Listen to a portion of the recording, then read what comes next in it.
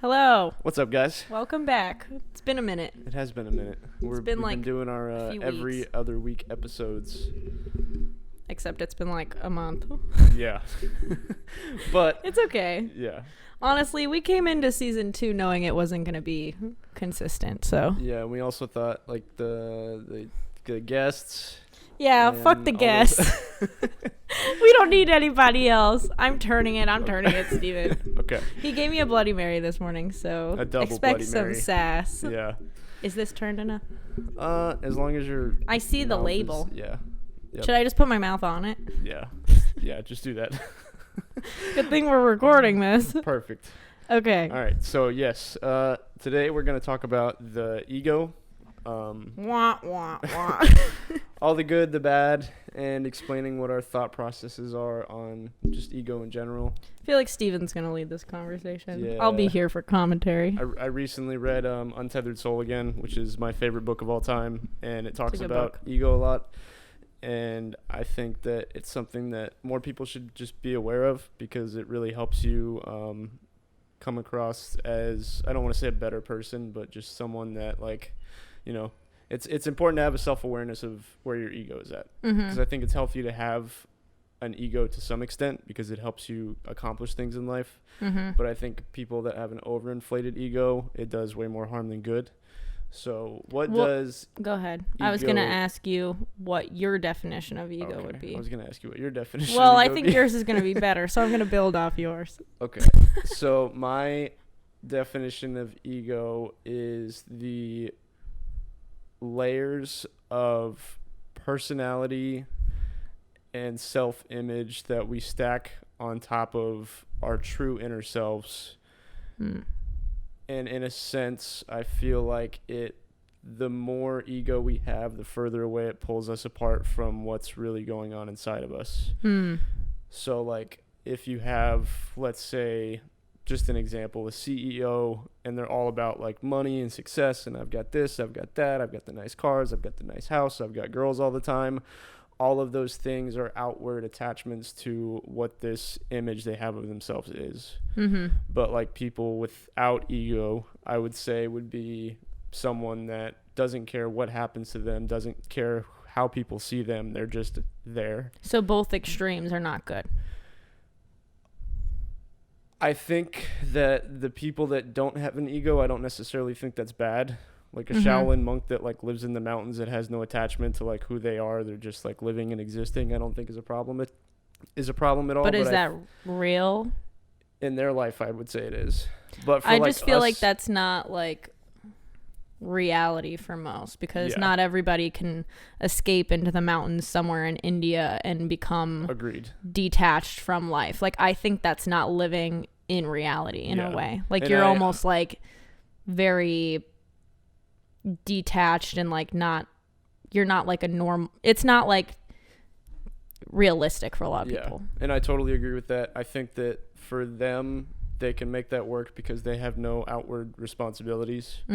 But I think for us as a whole in the society that we live in, you have to have some sense of ego of like who you are. Like I'm Steven, I run a podcast, I do real estate, I do all these things. It's all parts of the layer of who I am as myself. Right. But it gets unhealthy when I'm like, oh, I'm making this, or I have this car, identifying, I have this, and you start stacking on all these things on top of it. So I think to accomplish certain things in life, you have to have some sense of ego to exist. But just have the to keep consciousness it in check. of it. Yeah.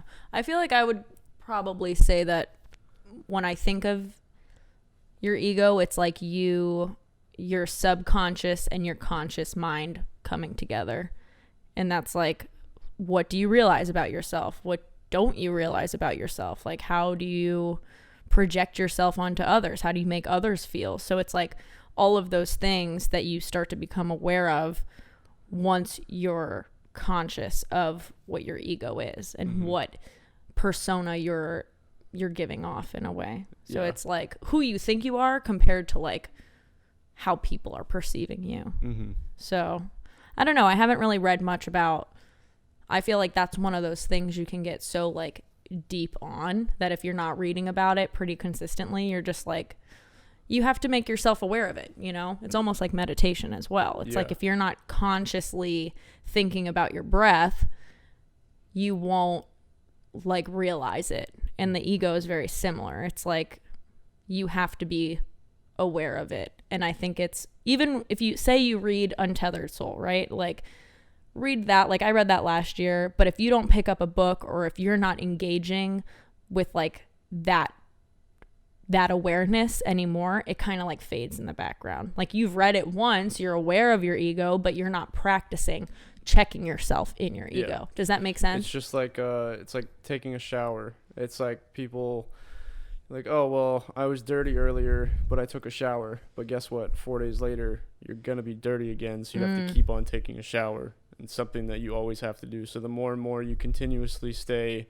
present in your awareness of your ego and who you are as a person, the easier it is to keep it under control. It's like you can't just meditate once and all of a sudden you're enlightened or some crazy it's thing a practice. like that. You continuously keep on doing that. No, I feel like, and it's really okay to not always be on top of that. I think that's one thing that like I kind of subconsciously beat myself up over, is that like if I'm not constantly developing myself or progressing, I like start to feel shame and like I'm not good enough. And I think we all do that to a certain extent if we like don't feel progression all the time.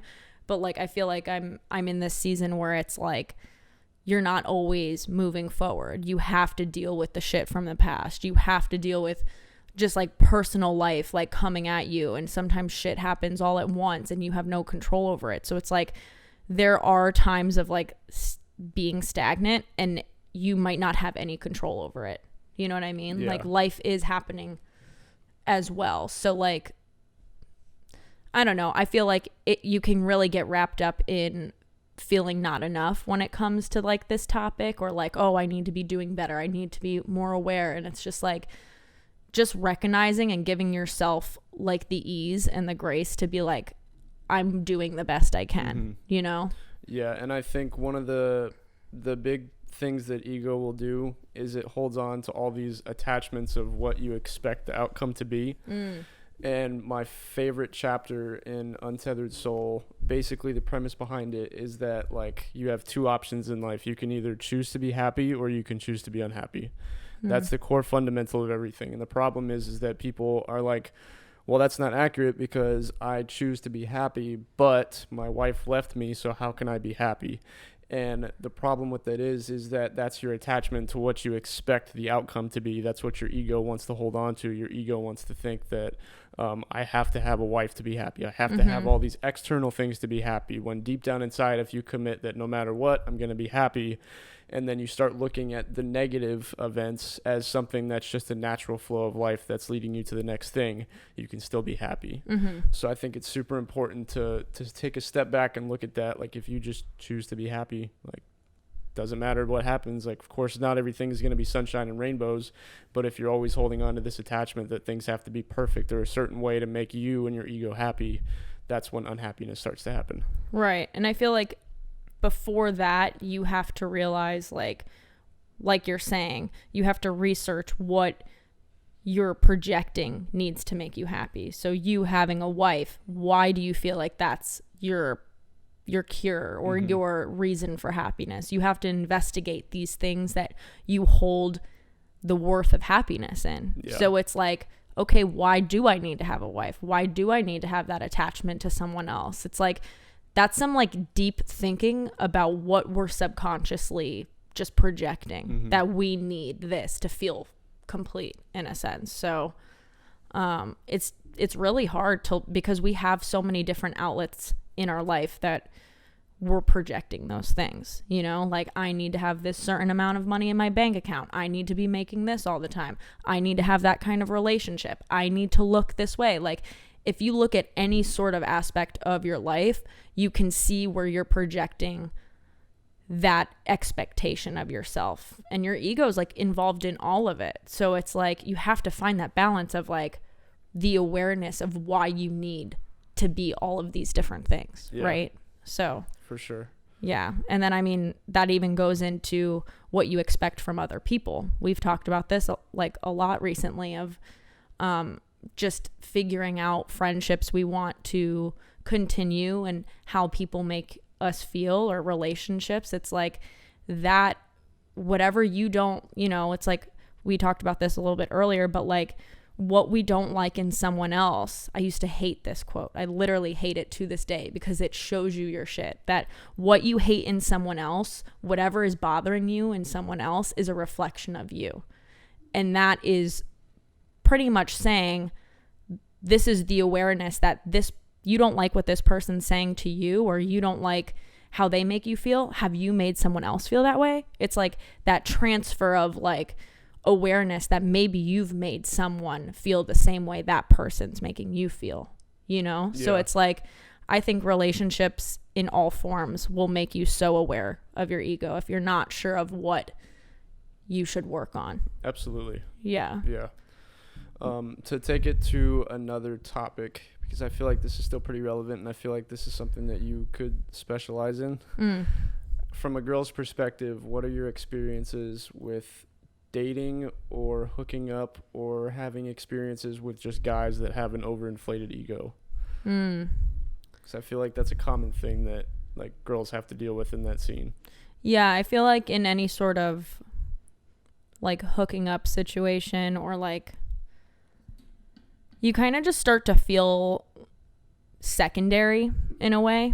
It's almost like even sexual scenarios where the guy is more dominant and he's trying, like it just becomes overwhelmingly like about them. And I think a lot of women, once we get in that place, even though I've been practicing more like, openness with my sexuality and like trying to become that dominant, like that even, like that equal in that situation, some men, like when it comes down to it, if they want what they want, like it's going to be about them.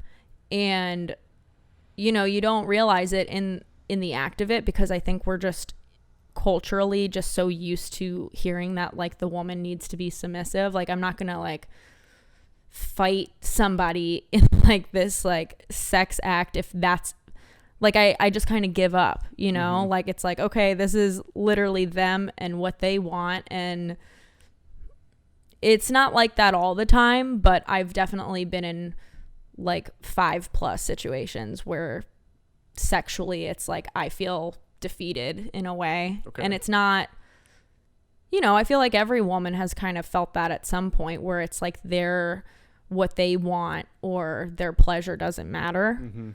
So yeah, it really sucks. I think obviously the awareness of this is more relevant than it ever has been. So I'm grateful for that.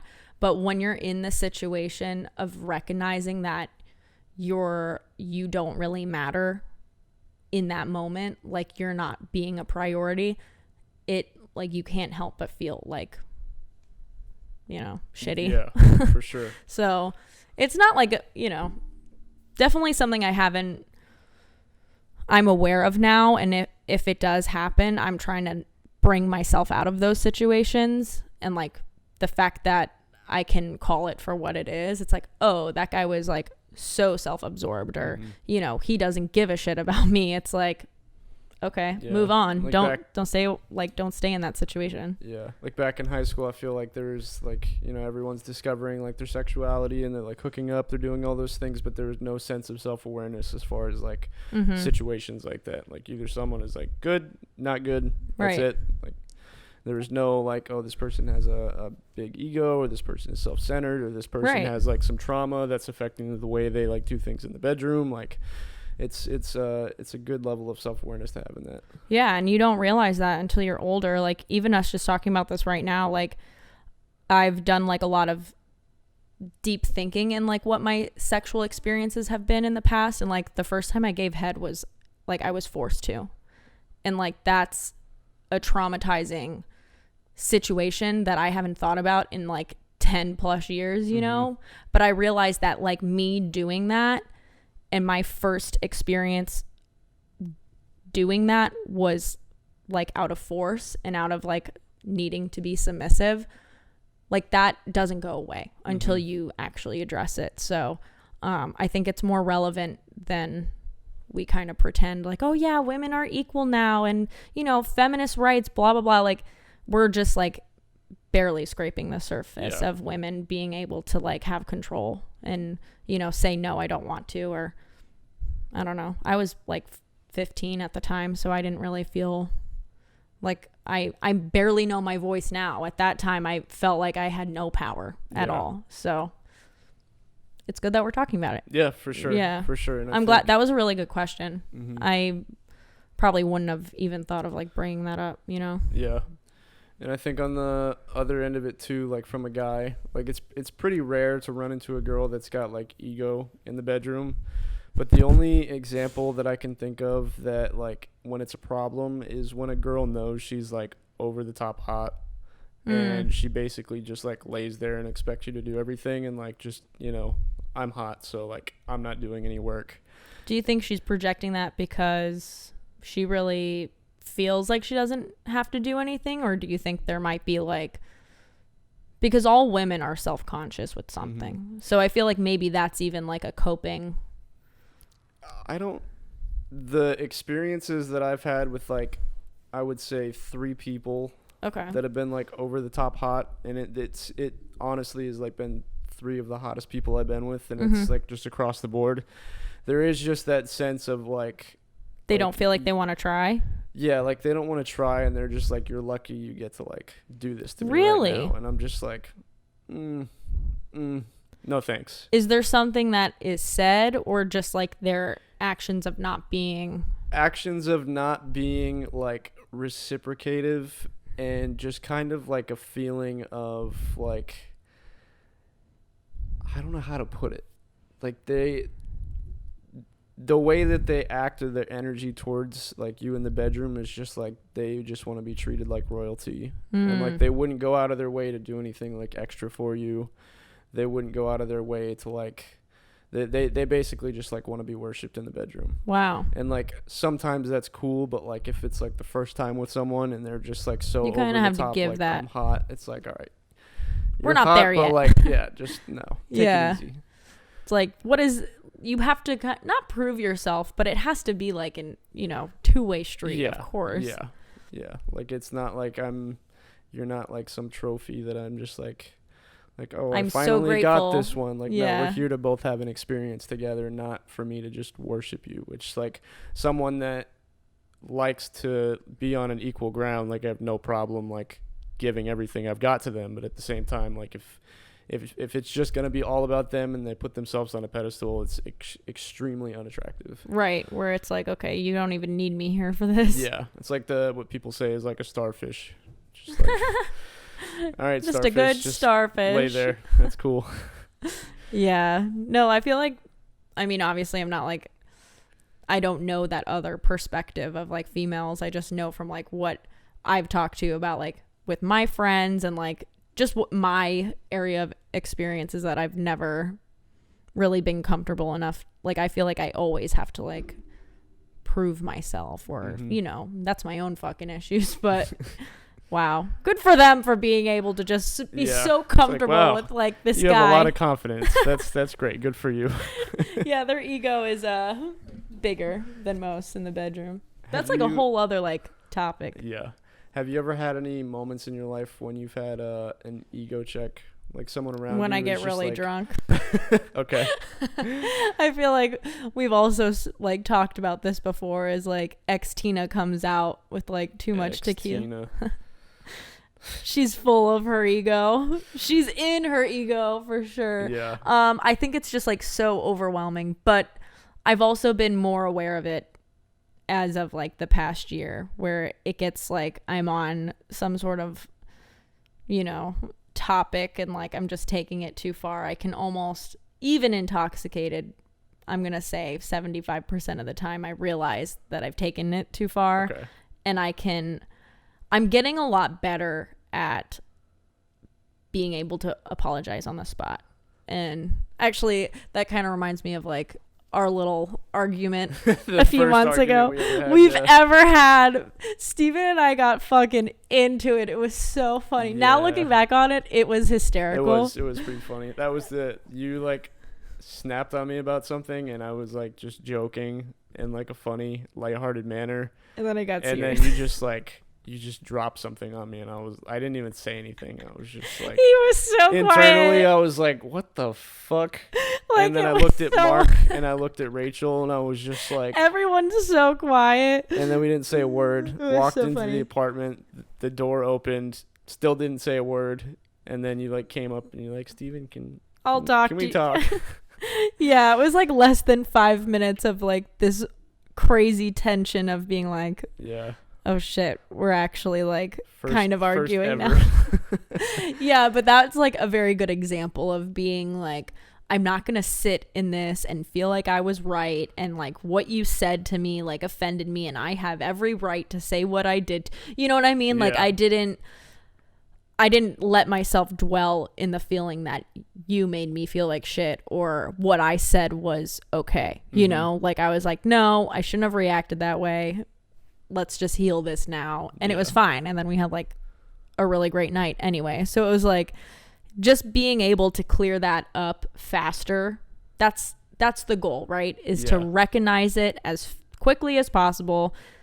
You know, let your pride down, say I was wrong for responding this way, and moving on, because the person's going to be like, thank you, like I appreciate you initiating the apology, or you know, kind of just saying that. And I think that's like textbook ego right there too, because like if you can let go of like self-righteousness, like self-righteousness is like a huge part of having like an ego. If you can let go of the fact that like I have to be right, or I have to make sure that I get the last word in, or I have to make sure that I prove someone wrong, like that's all of the negative side of like the ego. And if you can just like drop that and like level with someone and just like be vulnerable and just say like hey, I said this, it wasn't right, like here's, and I feel like everyone goes through that. Some people like if they get the last word in and they like prove to someone that they're right, and then they never let it go, and they're like, I'm the superior person. And and holding grudges, and that's resentment that builds in your body. Like it doesn't feel good to have these like negative situations with people, you know? Yeah. So for sure. And as soon as you clear that energy, you feel so much better. Like every single time you're just like, why did I wait this long? You know? Yeah. Like you never regret being the person to come forward and clear the air. Yeah. Ever. You know? So. Which is my problem I'm working on this year. Really? Yeah. Just confronting people about certain things. And I don't know what it is exactly, but I've just always like avoided when problems and things happen. And like if people's like egos are like, I don't want to, because it's egotistical for me to even say like when people's egos are too big, but like when someone's ego is like taking up too much space, it's like I just don't want to be around it. Like I'm just gonna pull myself back, not speak, not talk, not whatever, like just let you do your thing. But instead I should just swallow my pride and just say, hey, here's how I feel, and just get it out of the way. It bothers me to hang out with you when you act this way, or you know, just giving your, not even just calling it like your, you know, hey, your ego's so big, I don't want to hang out with you, but like wording it in a way that when I'm around you, I emotionally feel unstable or uncomfortable, whatever it is, just giving your like perception of how they've made you feel. Yeah. You know? And then making sure that the way you word it comes from a place of like loving and constructive instead of like attacking someone, because if you attack someone, their natural response is their ego is gonna throw up a wall, right? And then they're gonna have to defend their ego, and then that makes it get even bigger, and it's a whole like process, much more in depth that we could go in that, but that's like, you know, it's pretty in depth. Yeah, communication, like using your words a particular way is so important, and I think figuring out the forms of ways you can communicate, like you don't, and maybe your thing is that you don't feel naturally comfortable speaking like this to each person. Maybe you have to write it down and give them a letter or text them something. Like I think being able to process what you want to say in a letter and like just thinking of it is way different than trying to find the words to vocally say it. Yeah, agreed. Because you're using two different sides of your brain, and like when you get to write it, you get to choose your words in a different way. So maybe that's something to think about too, that you don't have to sit down and have a conversation and start that conversation with anybody, like everybody that you're conflicted with, you know, like maybe you just have to be able to process what you need to say differently with depending on who it is. So I totally agree. Because sometimes writing it is just so much easier too. Yeah, even too. I mean, like, I used to think it was more beneficial if you just like write something out and then you like rip it up, but you at least like got it out. But then like it still sits inside of you. Like you still have to at some point like address it. You have to give it to that person. Right. Yeah. Like you have to share it with them. Yeah. So. Wow. But what a great talk. Ego. Woo! At first we were like, where do we go with this? But I think like the natural conversation of it in relationships, dealing with it like individually, it just like made sense to talk about. Something good to be aware of. And I feel like we both came across a few things recently in our lives that just made us more self-aware of it, I guess. So, yeah. Good chat. Good chat. See you guys. All right. Bye.